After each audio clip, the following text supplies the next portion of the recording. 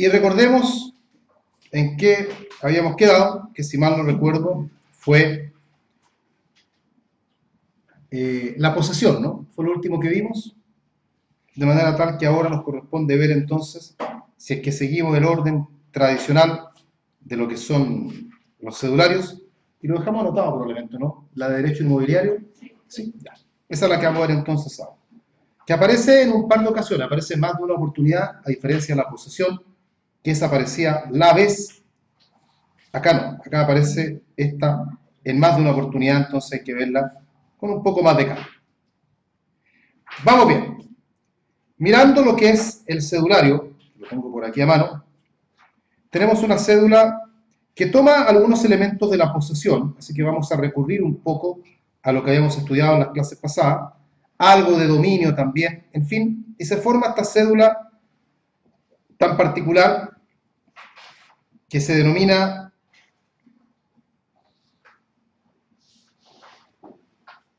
ahora la perdí, derecho registral inmobiliario, que aparece en una de las varias oportunidades en las que está presente. Estamos mirando el cedulario nuevo, no lo olviden, en la cédula número 15. La cédula número 15, en el número 1 dice derecho registral inmobiliario, el número 2 son los principios inspiradores del Código Civil, que ya los vimos. Derecho registral inmobiliario. Vamos viendo, porque es una cédula bien especial, que trata el tema, es curioso que trate este tema aparte, pero en fin, no sacamos nada con ponernos a pelear con el celular no es como es. El derecho registral inmobiliario, como concepto, no tiene un concepto legal, pero podemos definirlo, derecho registral inmobiliario, indicando que es el conjunto de normas que regulan la forma y los efectos, que cumple la inscripción conservatoria respecto de los inmuebles.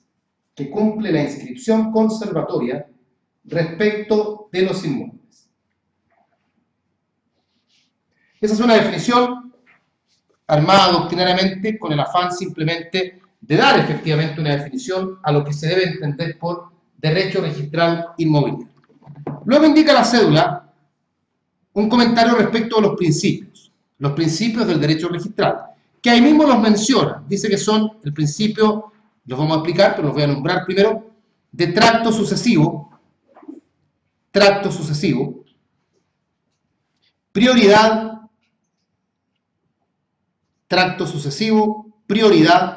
legalidad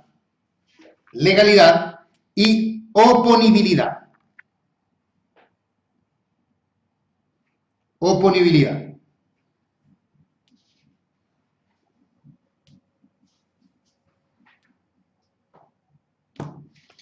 ¿De qué trata cada principio? Vamos al primero, que es el principio denominado tracto sucesivo. Este principio, que no tiene nada que ver con los contratos de tracto sucesivo, solamente es el nombre, consiste en que todo el sistema registral chileno está elaborado sobre la idea de que todas las inscripciones que se van practicando a través del tiempo van quedando de todas formas registradas. O sea, nada se borra. Si uno quiere realizar, por ende, el análisis histórico de un inmueble, lo va a tener a la vista. Va a poder saber cuándo el inmueble se inscribió, cuándo fue la inscripción anterior a ella, qué hubo antes, quién fue el titular anterior, y así desde la primera inscripción que se haya practicado. Si bien es cierto, uno en el lenguaje coloquial y jurídico de alguna forma también lo señala, una inscripción nueva cancela a la inscripción anterior. Esa cancelación es en términos de efectos, pero no en términos de que desaparezca del registro, sino que en el registro siguen quedando todas las inscripciones que se vayan practicando. Esa es la noción emanada de lo que se denomina tracto sucesivo. El segundo principio, ¿cuál les di? La prioridad. También es un principio bastante clarito. La prioridad es un principio que implica que toda vez que se practique una inscripción, las inscripciones nuevas prevalecen sobre las antiguas. siempre se le va a dar prioridad a lo último que se haya inscrito.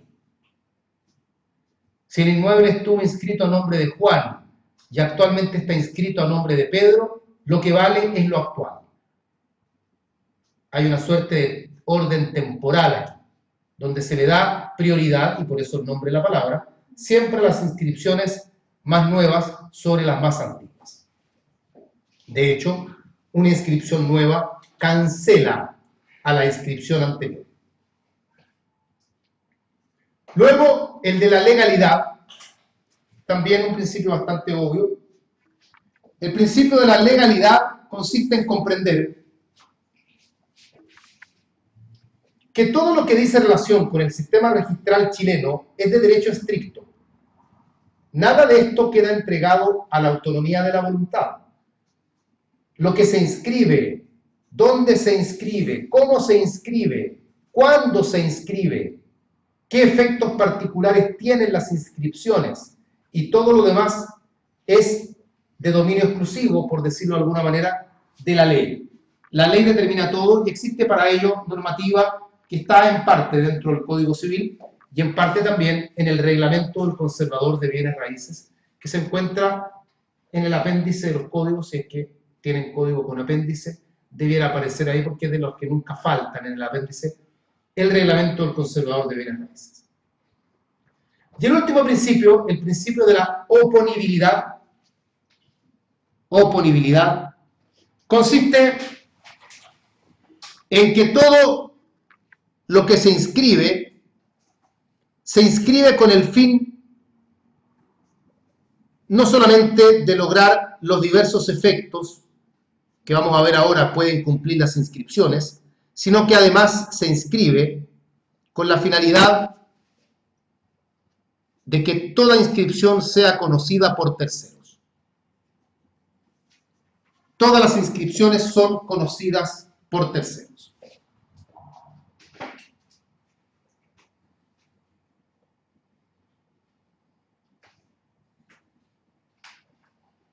De hecho, una de las finalidades de la inscripción, como lo veremos luego, es la publicidad.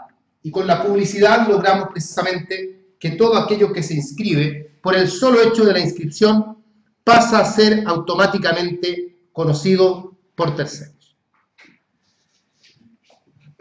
Bien.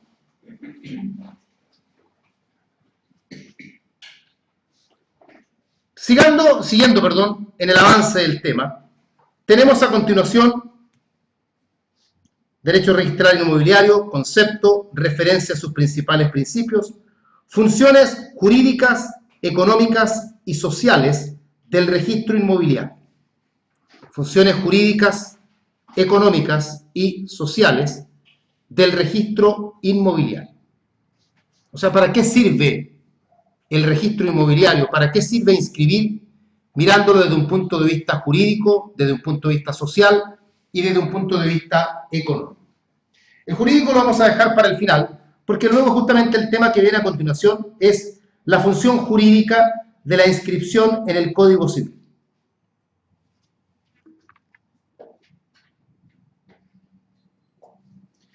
A ver, hablemos de la función social.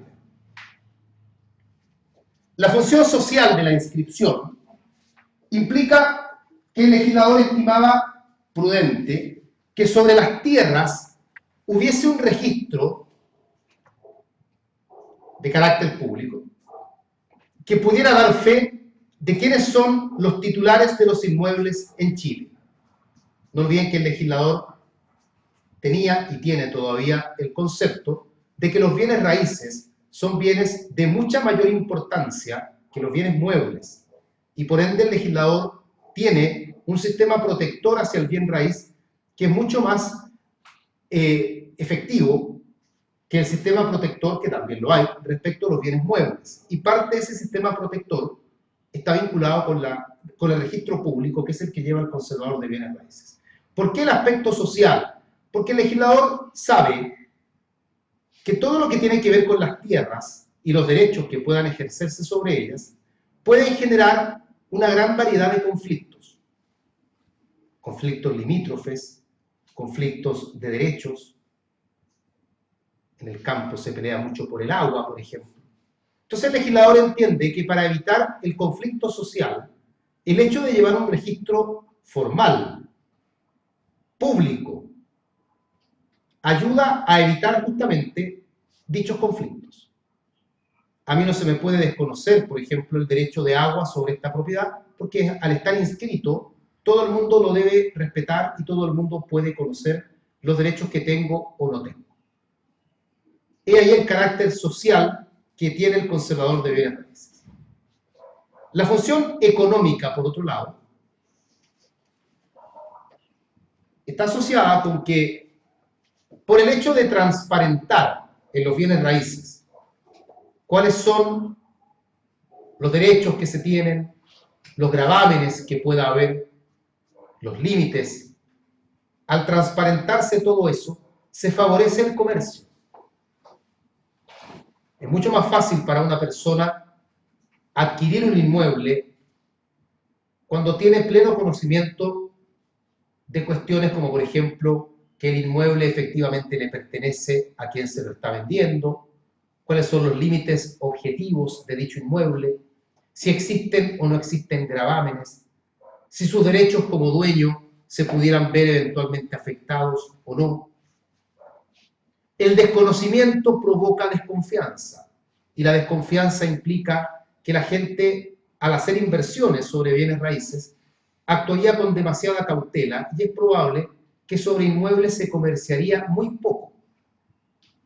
Y por lo tanto, económicamente hablando, habría un decaimiento social. Entonces el conservador provoca una mayor seguridad al momento de celebrar actos sobre inmuebles y esa mayor seguridad acarrea como consecuencia mayor confianza y la confianza provoca que la gente contrata de manera más cómoda. Esa es la función económica del conservador. Y la función jurídica, bueno, aquí es cuestión de conversar, y que es lo que vamos a ver ahora, y que es una pregunta muy común de examen de grado, con o sin cedulario, y que es, ¿cuáles son las funciones de una inscripción? Que eso es lo que vamos a pasar a ver ahora. ¿De qué sirve una inscripción en el conservador? No vamos a hablar de ninguna inscripción en particular, sino que en general, inscribir en el conservador, ¿para qué sirve?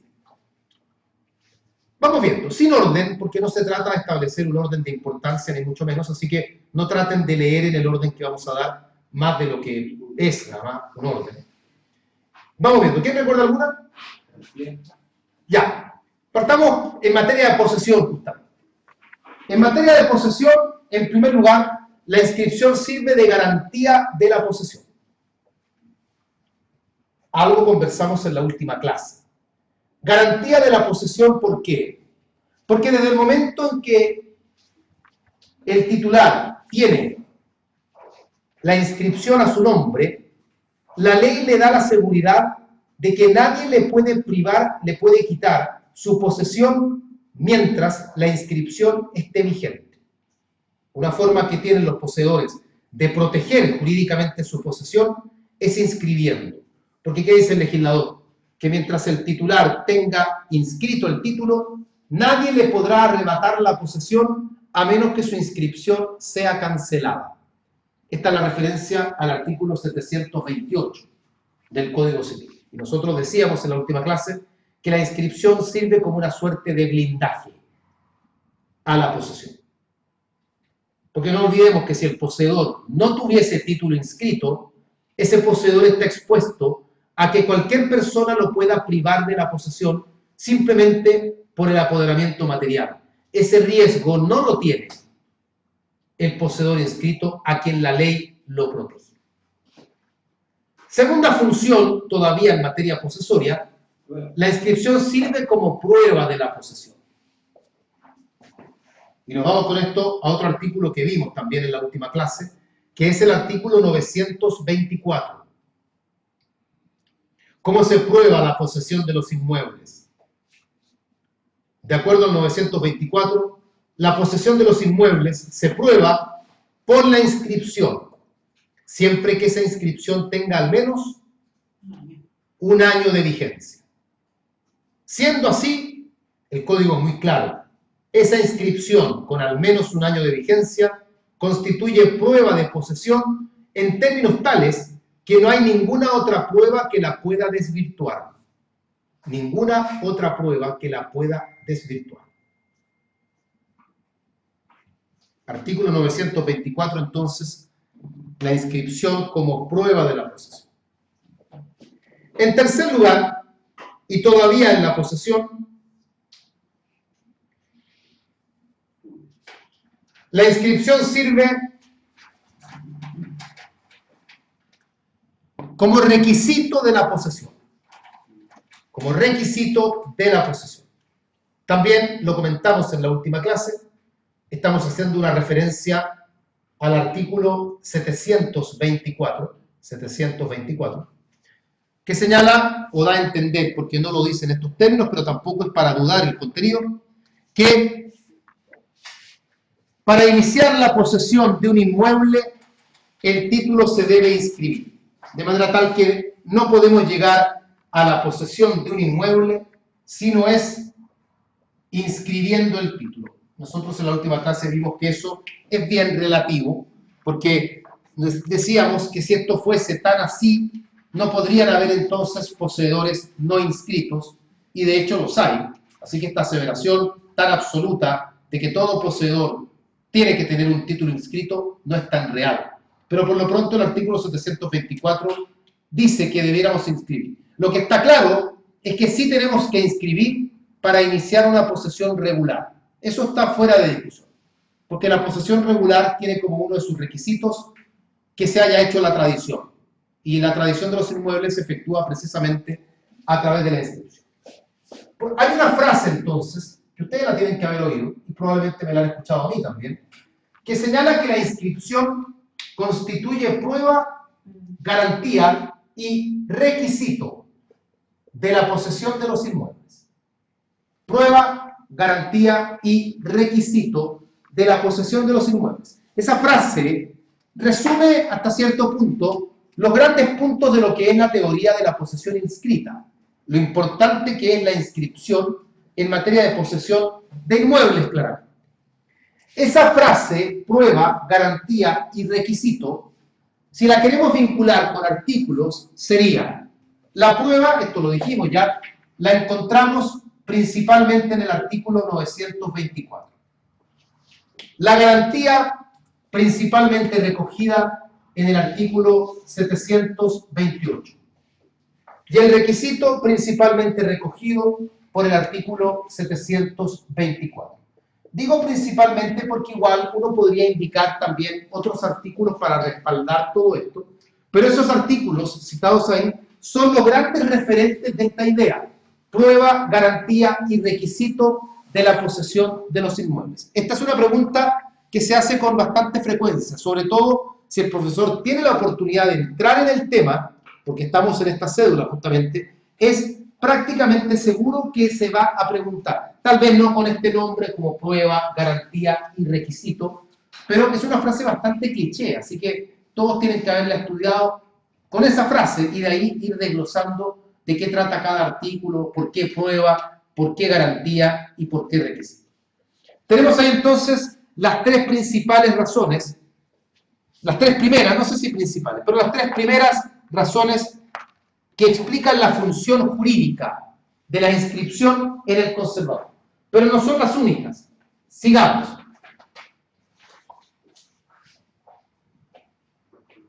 Estoy completando nomás la frase del cuadro. Cuarta función jurídica de la inscripción.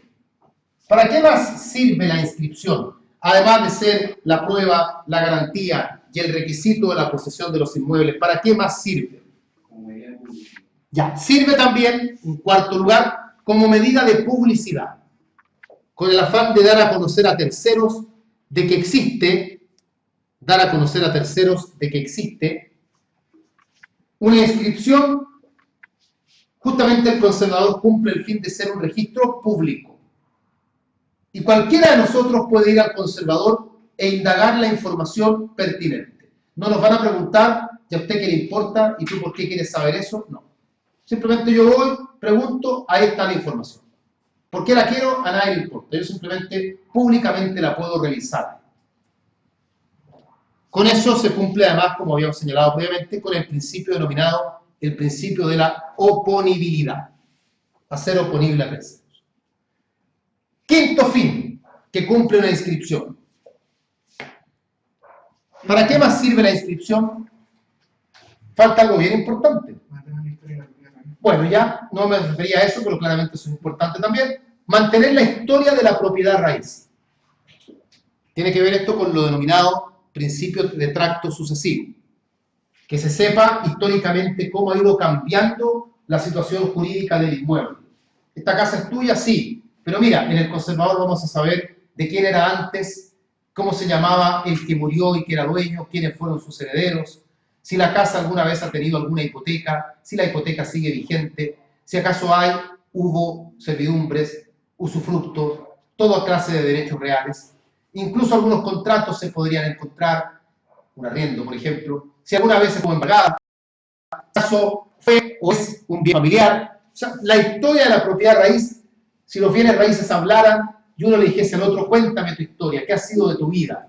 Un inmueble le diría, aquí está mi inscripción en el conservador, revisa todo lo que me ha pasado. Soy un libro abierto, no te puedo engañar con nada. A diferencia de los seres humanos, que las mujeres sobre todo, tienden a engañar bastante y generalmente uno nota que una mujer miente porque se le mueve la boca. Entonces al mover la boca, uno se da cuenta que la mujer está mintiendo. Eso decía mi papá, que en paz descanse. No, si le echo la culpa a mi papá, ustedes entonces derivan el mal pensamiento más hacia él que hacia mí, entonces así puedo dormir yo más tranquilo. Los hombres también mentimos. Sí, pero los hombres no saben mentir. Nos mentimos y nos pillan al tiro. Las mujeres mienten y nos damos cuenta. ¿Ah? Las mujeres son manipuladoras. Pero las mujeres, yo se lo decía, yo le digo siempre a las compañeras que han examen de grado, y se lo digo en serio, se lo decía ayer a Marisol incluso, las mujeres son inmunes a otras mujeres. Entonces cualquier tipo de manipulación consciente o subconsciente con otras mujeres no funciona. Se lo digo a las niñas para que las niñas en el examen de grado, de repente, no digo ustedes, pero de repente la niña recurra a cosas como llorar, por ejemplo, o empezar a tomarse el pelo. No lo hagan cuando haya comisión formada por mujeres, porque la mujer no reacciona bien ante ese tipo de... Se lo estoy diciendo en serio, si no puede parecer broma, pero no es así. Cuiden la forma de vestir, la forma de actuar, porque es así. Los hombres también tienen que cuidar la forma de vestir, tienen que ir afeitados, peinados. No tiene nada que ver el largo del pelo, pero si tienen el pelo largo, tienen que tomárselo, tienen que ir ordenados, las niñas también. Hay muchos profesores que les molesta que las niñas, por ejemplo, jueguen con el pelo mientras están respondiendo, y por ende hay que tratar de evitar. Tienen que evitar todo aquello en que les puedan llamar la atención, aunque sean en buena, porque los va a distraer del examen. Y como uno tiende a dramatizar todo, si a mí en el examen me dicen cualquier cosa, yo voy a pensar que me están reprobando. ¿Sabe, señor? Algo más fuerte, chuta, en mi mente yo ya reprobé el examen. Y reprobé el examen porque nadie me escucha. No, me están diciendo que hable más fuerte. Entonces, no dramaticen. Y para evitar caer en eso, hay que cuidar bastante la forma. El examen de grado no es solamente un examen de fondo. La forma de sentarse, la forma de contestar, la forma de saludar, el volumen de la voz, la velocidad a la que se habla. Todo eso hay que tratar de manejarlo. Y en las interrogaciones yo voy a ir tratando de corregir eso. Por eso es tan importante la interrogación también, para que yo perciba las muletillas, cómo pronuncian las palabras. Los alumnos a veces les cuesta pronunciar jurisdicción, inoponibilidad, ¿para qué decir? Como media hora esperando que el alumno diga inoponibilidad. Entonces eso hay que trabajarlo antes de llegar al examen y descubrir ahí que tengo problemas con palabras. Bueno, otra importancia de la inscripción, la quinta, creo, la sexta, no sé en cuál vamos. ¿Cuál? La sexta. ¿Cuál más recuerdan? Me sigue faltando una que es tremendamente importante. La gente que está en línea también puede participar.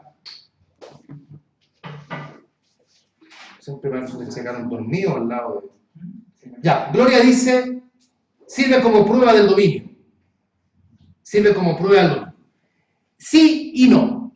Vamos a comentarlo, a pesar de que en la cédula aparece aparte. Si ustedes tienen la cédula a la vista, van a ver que hay un punto luego de la cédula que dice la inscripción como prueba del dominio. Y efectivamente con la inscripción se puede probar dominio. Pero cuidado, porque ¿con qué fundamento nosotros sostenemos que la inscripción prueba dominio? Cuando en realidad lo que la inscripción prueba es posesión, no es dominio. Pero aquí hay que entenderlo desde dos puntos de vista que nosotros ya los hemos visto. Por una parte, probando posesión, yo me puedo amparar en la presunción de dominio. Y si bien es cierto, la inscripción por sí sola no prueba dominio de manera fehaciente, al menos la prueba de la posesión me va a permitir a mí ampararme en la presunción de dominio, con lo cual de alguna forma el dominio también queda indirectamente probado. No olviden que con eso logramos además empujar la carga de la prueba hacia la contraparte. Pero además, ¿cuál es la forma de probar realmente el dominio? ¿Ah? Por la prescripción, ¿cierto? La forma concluyente, absoluta, incontestable e incuestionable de probar dominio es a través de la prescripción. Y la prescripción tiene como uno de sus elementos a la posesión. Como la posesión de los inmuebles idealmente debe estar inscrita, ¿aquí el ejercicio cuál es? Que yo recurra a la inscripción, demuestre que la inscripción ha tenido al menos 10 años de vigencia, y con ello configuro prescripción y pruebo dominio. ¿Por qué 10 años? Bueno, porque esa es la prescripción extraordinaria. Si yo soy poseedor regular, me bastará con 5. El punto está en que yo, para elaborar la prescripción, necesito posesión y necesito tiempo. El tiempo lo demuestro mirando el calendario nada más. La posesión la pruebo a través de la inscripción. Entonces, la inscripción por sí sola no va a probar dominio. Yo, por tener esta casa inscrita a mi nombre, no voy a convencer jurídicamente al juez de que yo soy el dueño. Pero avanzo bastante en esa dirección. Y obviamente es mucho mejor tenerla inscrita para esos efectos que no tenerla. ¿Estamos claros? Sigamos, porque nos queda tema todo. ¿Qué otra importancia, la 8 parece ya, qué otra importancia, La sexta era como prueba de... y yo ya perdí la numeración, prueba del dominio, la que acabamos de mencionar como prueba del dominio, colóquenle el número también. Ahora viene el 7 entonces, o la 8, no lo sé, la 7, pero me sigue faltando una que es bien obvia. Ya, la inscripción sirve como tradición de los derechos reales sobre inmuebles. La inscripción sirve como tradición de los derechos reales sobre inmuebles. Artículo 686. La tradición del dominio y de todo derecho real constituido sobre inmuebles se efectúa a través de la inscripción en el conservador de bienes raíces. No olviden que no hay otra manera de hacer tradición de derechos reales sobre inmuebles. La excepción, de todas maneras, es la servidumbre, que la conversamos en las clases pasadas. Puesto que la servidumbre, si bien es cierto, también se inscribe, ahí la inscripción no cumple el fin de ser tradición, sino que cumple los demás fines, entre ellos publicidad y mantener la historia de la propiedad. Ahí tenemos entonces variados fines de la inscripción. Siguiendo con la cédula, agotado ya lo que son las funciones económica, social y jurídica de la inscripción, avanzando además, mirando el cedulario, avanzando también en el otro tema que son específicamente las funciones jurídicas de la inscripción en el Código Civil, y habiendo visto también lo que está entre paréntesis, que es la inscripción como prueba del dominio, pasamos ahora, nos vamos a saltar el tema sucesorio por un momento, que lo vamos a dejar para el final, para no perder el hilo, porque el tema sucesorio es como una isla aparte dentro de esto. Así que nos vamos a saltar en este momento el tema que se llama inscripciones a que da lugar la sucesión por causa de muerte y sanciones por la falta de inscripción. Esos dos temas que van juntos los dejamos aparte. Y nos saltamos a el objeto de la inscripción.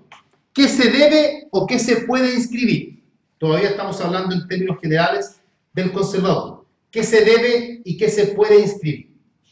Sobre el punto, acá no hay mucho en que yo los pueda ayudar. Esto es memoria nada más.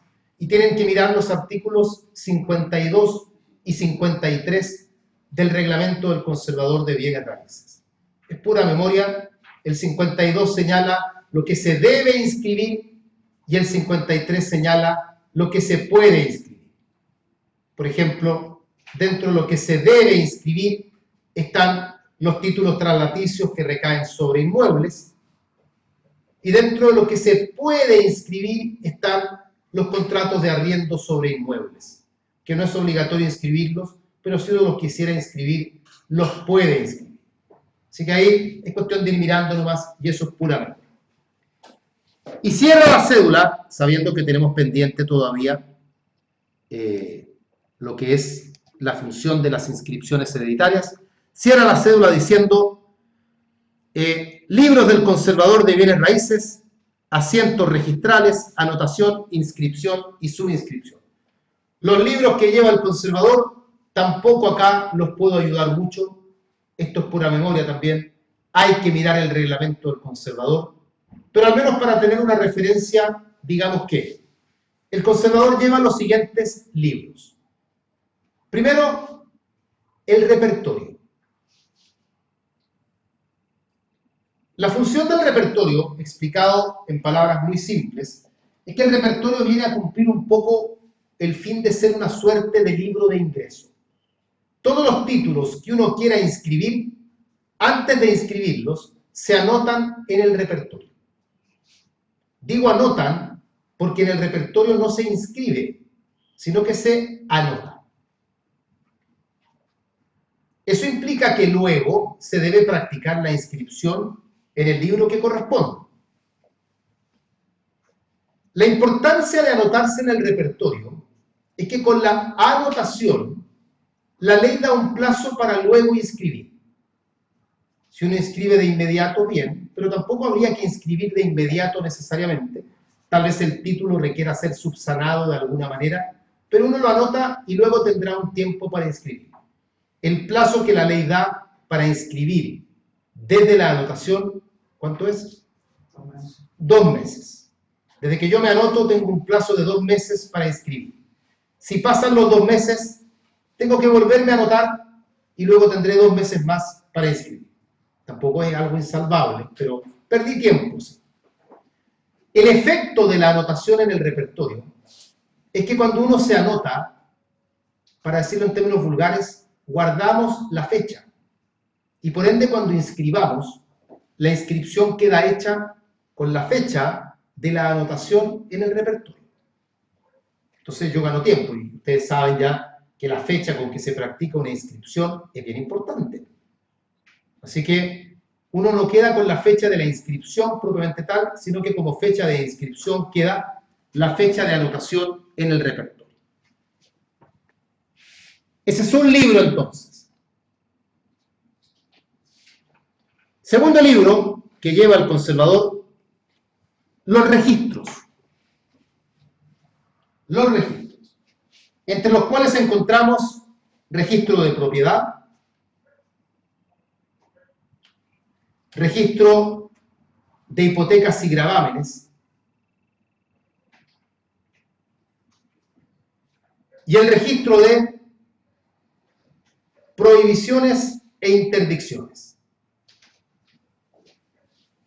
El propio reglamento regula qué es lo que se inscribe en cada registro. Eso lo regula el conservador. El reglamento del conservador. ¿Hay otros registros? Sí, hay otros registros de menor entidad, como el registro de accionistas, registro minero, ya hay otros también, pero los 3 grandes registros son los 3 que ya hemos citado ya. Y es cuestión de ver el reglamento, como les digo, para saber qué es lo que corresponde inscribir en cada registro. Pero el nombre que tiene cada registro es como bien obvio, así que desde ahí uno recoge de inmediato la idea central de qué función cumple cada uno de estos registros. Y en tercer lugar, el conservador, lleva también, además del repertorio y además de los registros, el libro índice general. El libro índice general, que corresponde, como su nombre lo indica, al libro donde aparecen todas las inscripciones, para que uno, en lugar de estar buscando registro por registro, tenga en un lugar, en un solo libro, la posibilidad de saber en qué registro y en qué foja uno debe buscar cada inscripción. Es una suerte de orden para que uno pueda luego buscar con mayor facilidad.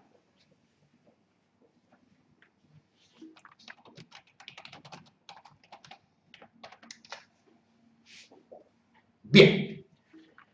Ahí tenemos la parte medular, entonces, de lo que es esta cédula, que es la del registro conservatorio.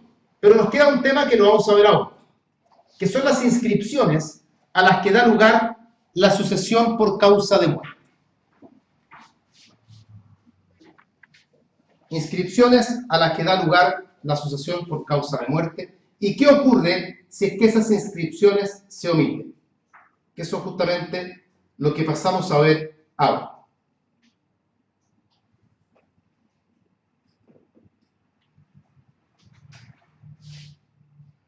A ver,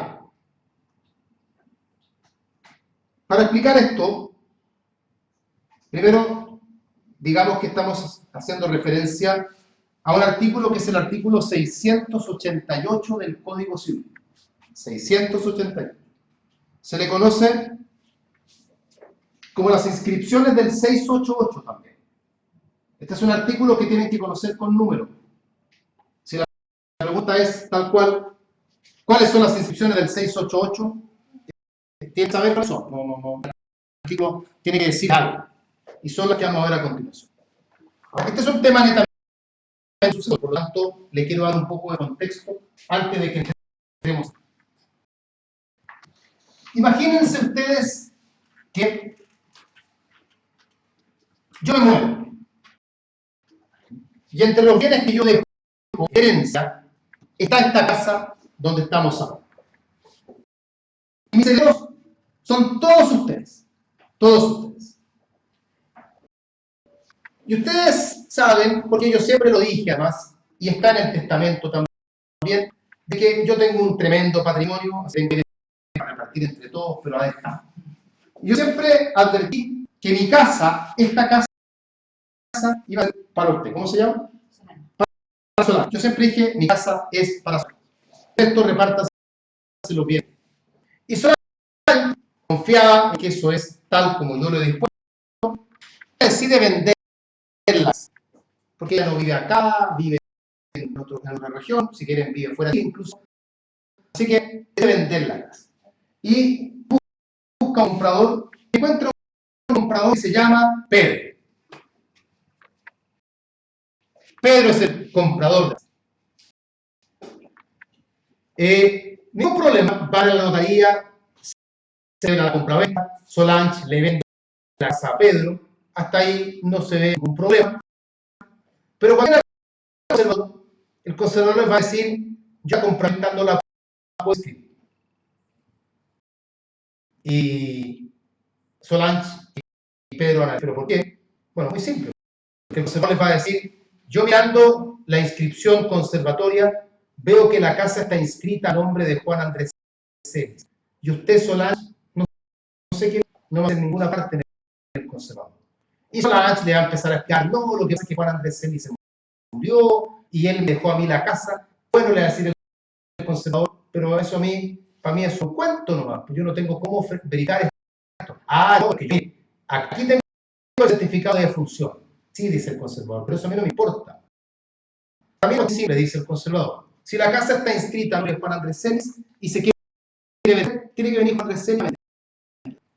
Cualquier otra persona que le intente vender, que no inscriba nada. Y es lógico que tenga que ser así, porque si no, el registro conservatorio diría parado. ¿Cómo logramos que el inmueble que está inscrito a nombre de una persona que está muerta quede inscrito a nombre de un heredero?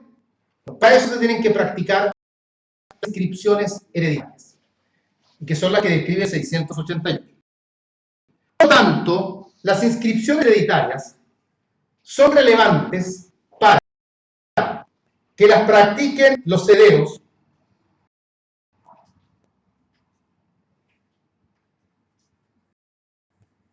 déjeme hacer un paréntesis. La gente que está por la radio, ¿no? Porque Oscar me ha dicho varias veces que no escucha nada, pero es solamente él el me dice que no escucha, y yo voy a conectar en la radio 30 personas. Entonces, no sé si todos tienen problemas con la radio, o solamente Oscar tiene problemas con la radio. Entonces, le pido que están por radio, que me digan si oyen o no oyen bien, para saber si la radio está o no está con problemas. ¿Sí? Bien, cerrado. ¿Cuáles son relevantes las inscripciones hereditarias? No son, primero, para que las practiquen los herederos, porque el artículo le da a los herederos la carga de practicarlas, no a los legatarios, los herederos. Y segundo, siempre que en la herencia haya inmuebles. Porque esta historia contada con un auto o contada con un perro no presenta ningún problema. Si Solás le quiere a Pedro un perro, o mi ropa, o mi colección de libros, ahí no hay problema. Si el problema es el inmueble que está inscrito, hay una coincidencia entre el que aparece como actual titular de la inscripción y la persona que pretende enajenar el inmueble. Bien, ¿cuáles son las inscripciones?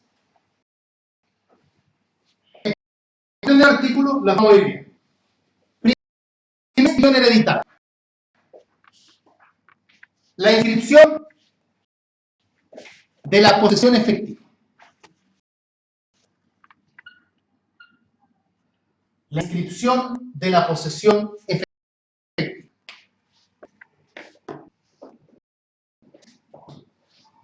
Inscripción de la posesión efectiva.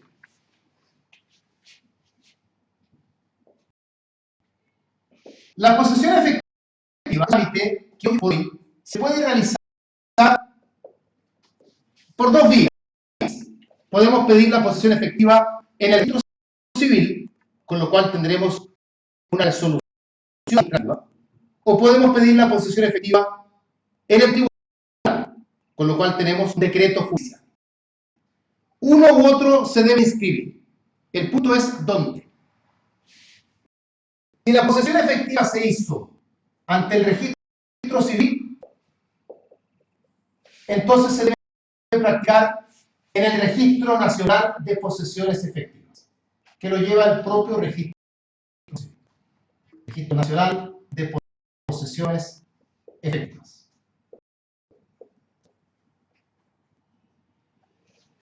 Si la posesión efectiva se tramitó ante el tribunal, ante el juez, en este caso la inscripción se debe practicar en el conservador de bienes raíces, que corresponda al de la apertura sucesiva. No tiene nada que ver el lugar donde estén los inmuebles, sino que el lugar de apertura de la sucesión, que incidentalmente, lo veremos más adelante, es el lugar donde está domiciliado el causante a punto de la muerte. Es el lugar de la apertura, el último domicilio del causante.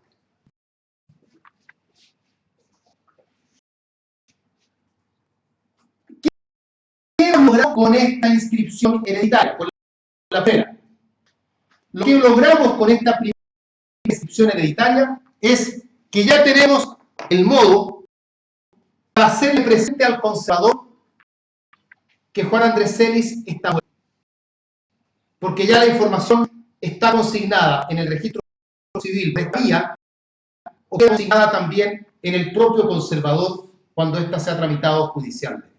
No hemos cambiado nada de la inscripción de inmueble todavía, pero por lo menos ya tenemos la forma de que el conservador pueda tomar conocimiento de que efectivamente el titular de la inscripción ha fallecido. Incidentalmente, además, va a poder saberse, porque la posesión efectiva lo declara, quiénes son sus herederos.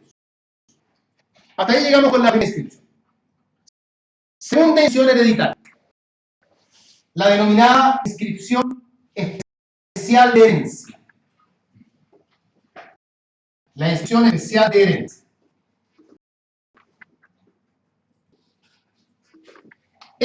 Esta inscripción especial de herencia consiste en efectuar la inscripción de la posesión efectiva, donde aparece la individualización de todos los herederos, en el conservador se encuentra el inmueble.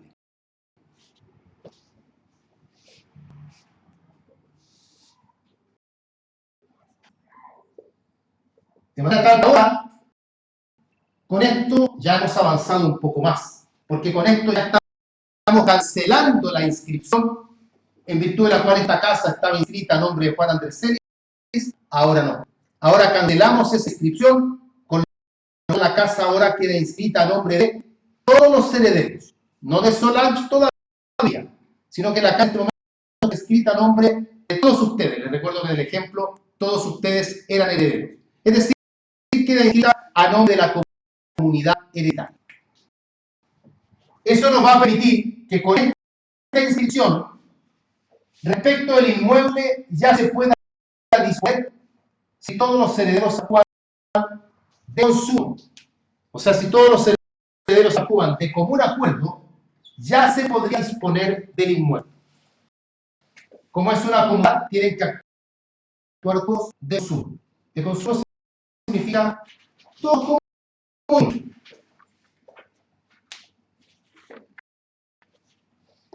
Y la tercera inscripción, y la última, es la inscripción de la partición.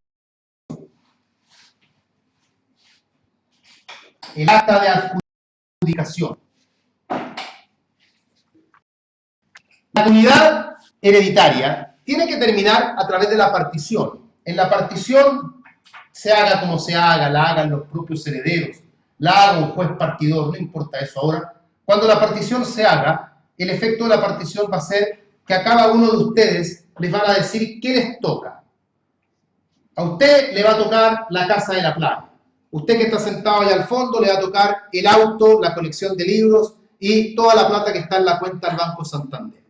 A Marisol le va a tocar toda la ropa y toda la colección de discos que tenía, más la plata que está en el Banco de Chile.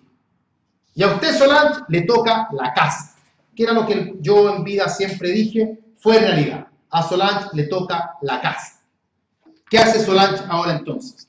Toma el acta de partición y va al conservador de bienes raíces. ¿A cuál conservador? Al conservador donde esté el inmueble, y con el acta de partición va a poder ahora decirle al conservador: mire, conservador, ¿se acuerda usted que la casa estaba inscrita a nombre de Juan Andrés Celis y que luego la casa quedó inscrita a nombre de todos los herederos? Bueno, aquí está hecha la partición y vea usted cómo en la partición la casa me tocó a mí, así es que corresponde que la casa quede inscrita ahora a nombre del heredero que se la adjudicó. Y con esto logramos que la casa quede inscrita en el ejemplo a nombre de Solange. Y ahora Solange hace con la casa lo que quiera. Ahora se la va a poder vender a Pedro. Cuando intenten inscribir la compraventa en el conservador va a decir: ahora sí, veo que quien vende es Solange y la casa está hoy inscrita a nombre de Solange. Hay coincidencia, inscribo el nuevo título y ahí sigue la historia del inmueble de ahí en adelante. Ya no se necesita en esto que todos los herederos tengan que actuar de común acuerdo. El heredero, el único heredero adjudicatario, dispone libremente del inmueble. Libremente, claro está, a menos que no hayan otros límites como que esté hipotecado o alguna historia de ese tipo. Pero en general tiene la facultad para disponer libremente. Estas son las inscripciones hereditarias, con lo cual logramos entonces culminar el círculo que partía con el inmueble inscrito a nombre de un muerto para llegar a tener el inmueble inscrito a nombre de la persona que se adjudicó el inmueble en la partición. ¿Qué sucede si los herederos disponen del inmueble sin haber practicado las inscripciones hereditarias? No podemos tocar la inscripción del conservador, porque esa el conservador no la puede modificar. Pero ¿qué ocurre cuando, volviendo al ejemplo desde el principio, cuando Solange le vendió a Pedro la casa, luego se encontraron con la problemática de que no la pudieron inscribir? ¿Qué hace Pedro? Oye, Solange, me estafaste. ¿Hay estafa? No. Esta venta no vale, porque si me vendiste algo que ¿cómo? No puedo inscribir, así que hay que anularla. ¿Se puede anular? Bueno, ¿cuál es la consecuencia? Históricamente acá hubo mucha controversia. No voy a contar la historia entera. Se pasó por distintas etapas en que la doctrina iba describiendo las probables sanciones. Algunos sostenían que había nulidad absoluta porque se estaba vulnerando una norma prohibitiva. El 688 prohíbe enajenar sin practicar inscripciones y las normas prohibitivas se sancionan con nulidad absoluta. Luego se sostuvo que la nulidad en realidad era relativa y no absoluta, porque bien mirado el 688 no es prohibitivo, sino que es imperativo de requisito, porque prohíbe pero permite cumpliendo ciertos requisitos, que son las inscripciones justamente. Pero se pasó por otras etapas también, pero en la actualidad se concluye que aquí lo que habría es el equivalente a una venta de cosa ajena. O sea, la venta sería válida. Pero lo que no se logra es el cumplimiento de las obligaciones de la venta. Porque un efecto de la venta es que el vendedor, en el ejemplo Solange, le entregue el inmueble al comprador y que esa entrega sea tanto material como jurídica. Y en este caso eso no se va a poder lograr porque la entrega jurídica que se hace a través de la inscripción no es posible. Con lo cual, lo que le queda a Pedro no es alegar la nulidad de la venta, ni mucho menos, sino que es alegar incumplimiento de contrato. Lo que compré, en el fondo, no me lo han entregado. Esa es la vía de defensa que tendría en este momento ese adquirente, ese comprador en el ejemplo. Es un tema de percepción, porque no hay ninguna norma que diga abiertamente qué es lo que pasa. Pero sí es coherente porque suena bastante a una suerte de venta de cosa ajena. Se ha discutido esta teoría ¿por qué? Porque se ha dicho que no es venta de cosa ajena propiamente tal, porque los herederos son los dueños del inmueble por el solo ministerio de la ley, por la sucesión por causa de muerte. Y que si el que está vendiendo es un heredero, debiera ser la venta cumplida, al menos en la cuota que a él le quepa. Pero eso el conservador no lo inscribiría tampoco así. Por lo tanto, aquí el problema también surge porque el conservador, ¿qué es lo que va a decir? Cierto sentido común. Va a mirar que el título lo tiene A y que la venta la está practicando B y va a decir A y B no me coinciden, yo no inscribo nada. Y toda esa historia que Solange trató de contarle, el conservador no la escucha porque el conservador no escucha historia. El conservador se ciñe simplemente a los títulos. Tráigame el título y inscribimos. Lo que usted me venga a decir, o lo que usted me cuente, al conservador le resbala. Bien, ahí tenemos entonces, agotada esta cédula. Dígame. En la sanción de inoponibilidad. Algunos han sostenido también que podría haber inoponibilidad al dueño, porque la venta de cosa ajena es válida, pero le es inoponible al dueño. Así que por eso han dicho que a los herederos, a los restantes herederos, el acto les sería inoponible por falta de concurrencia, porque ellos no han participado de esa venta. Cuando Solange vende la casa, sin estar todavía inscrita a nombre de ella, todos los demás, todos ustedes, los demás herederos, no participaron de esa venta y por ende la venta les es inoponible. Así que por esa vía también se busca la inoponibilidad. Pero la inoponibilidad al que ha comprado no lo ayuda en nada. Por eso se ha dicho que aquí lo que más procede, colocándonos en la piel del que compró, del que adquirió, es reclamar incumplimiento de contrato. Bien, terminamos esta cédula entonces, hagamos un break para luego ir a la cédula siguiente.